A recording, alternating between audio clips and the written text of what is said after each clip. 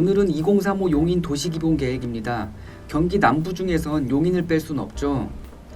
용인 2035 기본 구상도입니다. 북서쪽으로는 뭐가 많죠?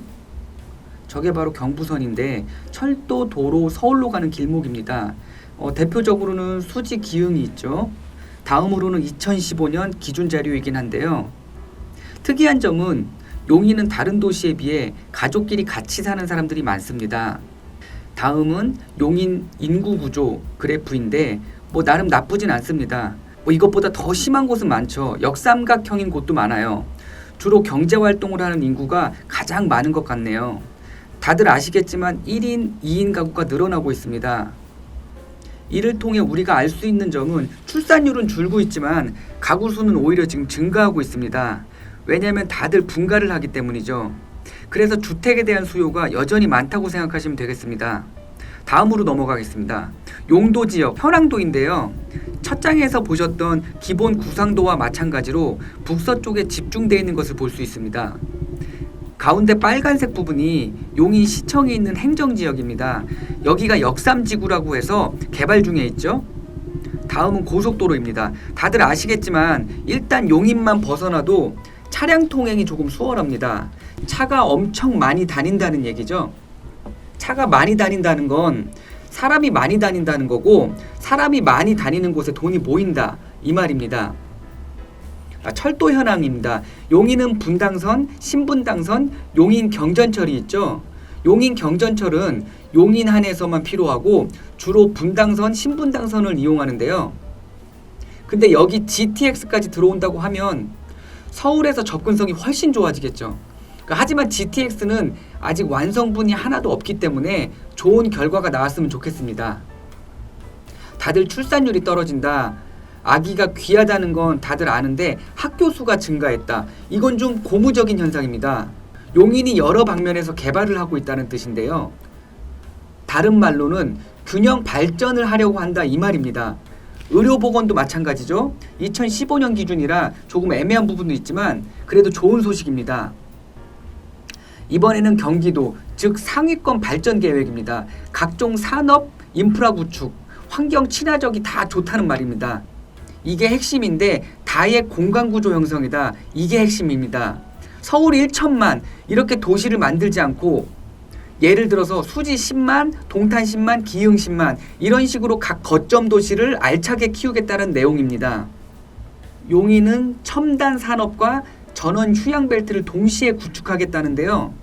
용인 지도를 보시면 아시겠지만 수지 기흥 쪽 외에는 다 산지잖아요.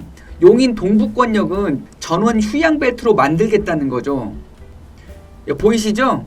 용인은 주황색과 초록색 경계에 있기 때문에 둘 다 하겠다는 이 말이에요. 서부권은 성장관리권역, 동부권은 자연보존지역으로 나눠집니다. 쉽게 말해서 동부는 자연 그대로, 서부는 사람 사는 동네로 만들겠다는 말입니다. 동부의 개발을 아예 안 하겠다는 말은 아니라 웬만하면 서부에 하겠다는 내용이죠. 이 녹지축은 거의 99% 개발을 안 합니다. 물론 대통령이 개발하겠다고 하면 합니다. 다만 다른 곳에 개발할 땅이 많은데 녹지축을 건드려서까지 개발을 하지는 않습니다. 개발 정보도 중요하지만 개발하지 않는 곳을 아는 게 더 중요하기도 합니다. 간선 도로망, 계획 구상도인데 용인 내에서 남북 동서도로 간에 생기는 것을 알 수 있습니다. 남북으로는 구리, 하남, 광주, 용인, 안성, 세종까지 이어지고 동서로는 오산, 화성, 용인, 광주, 이천까지 이어집니다. 철도망 보이세요? 예전에 과거에는 서울이 조그마했는데 조금씩 행정구역을 확장하면서 도시가 커졌잖아요.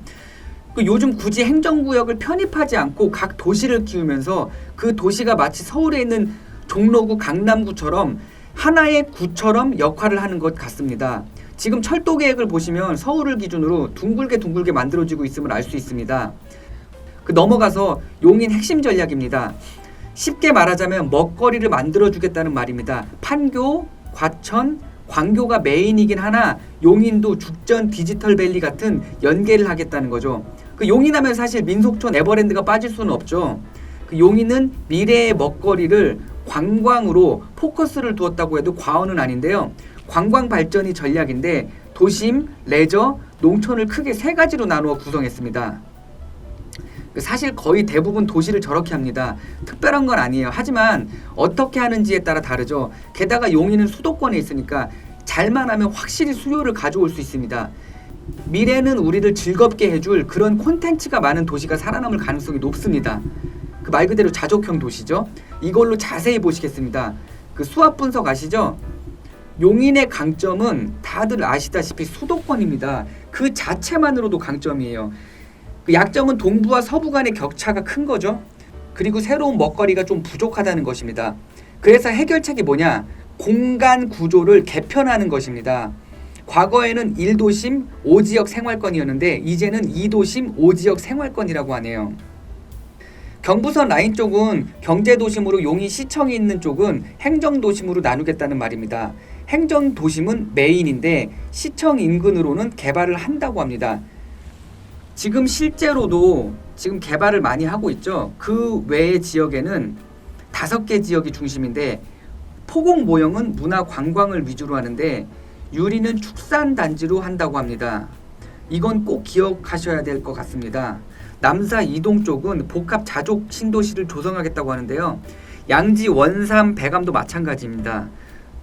도시 개발축입니다. 경부선은 뭐 말할 것도 없습니다. 다들 아시죠? 용인 신성장축과 동서 중심축, 이게 키포인트입니다. 둘 다 행정도심을 거쳐가거든요. 지하철도 하나만 지나가는 게 아니라 진짜 땡큐인데 2개가 지나가면서 더블 역세권이 됐습니다. 발전축으로는 2개가 지나간다는 거죠. 그냥 대놓고 여기 위주로 발전시키겠다는 말이죠, 여러분들. 자, 발전축 보이세요? 함께 보시면 좋은 게 보전축 설정도입니다. 용인은 산지가 많아서 보전축도 함께 기억하시면 좋겠습니다. 생활권 설정도입니다. 보시면 아시겠지만 이미 기흥수지 권역은 용인이 아닙니다. 별도로 보시는 게 좋고요. 자료 보시면 이미 기흥 수지 권역과 처인 권역은 2배 이상 차이가 납니다. 35년에는 거의 3배 이상 차이가 난다고 계획을 했는데 자세히 보시면 기흥 수지 권역과 개발 방향은 역세권 위주로 개발을 하겠다는 것이죠. 동천역 인근은 유통에서 첨단 산업 및 상업, 업무, 주거 모든 걸 포함해서 복합단지로 만들겠다고 하네요. 실제로 지금 동천역은 딱 내리자마자 분양사무소가 엄청 많이 있죠. 아마도 그 거대한 부지가 아닐까 싶고요. 기흥 수지권역의 핵심은 앞으로 구성역이 됩니다라고 공식적으로 발표했죠. 처인권역 개발 방향입니다. 행정타운과 신시가지를 체계화한다고 하네요. 그리고 정비를 하겠다고 합니다.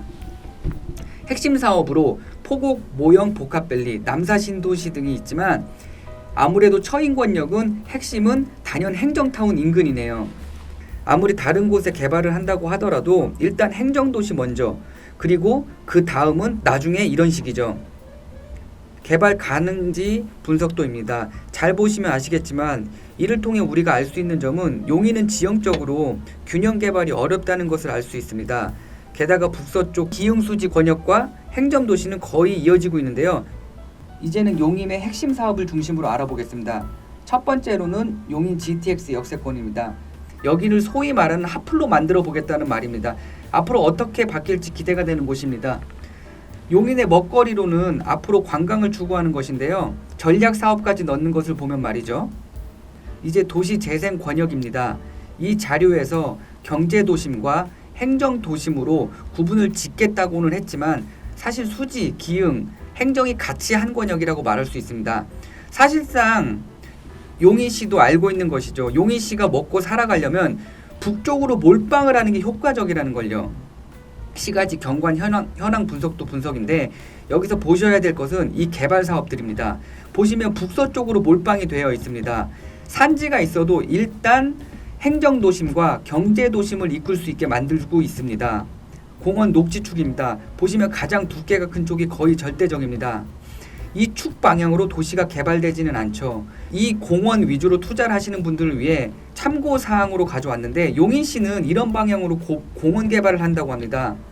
도시 기본계획상 공원과 도시관리계획상 공원이 다르면 도시관리계획 기준으로 경계를 조성한다고 하죠.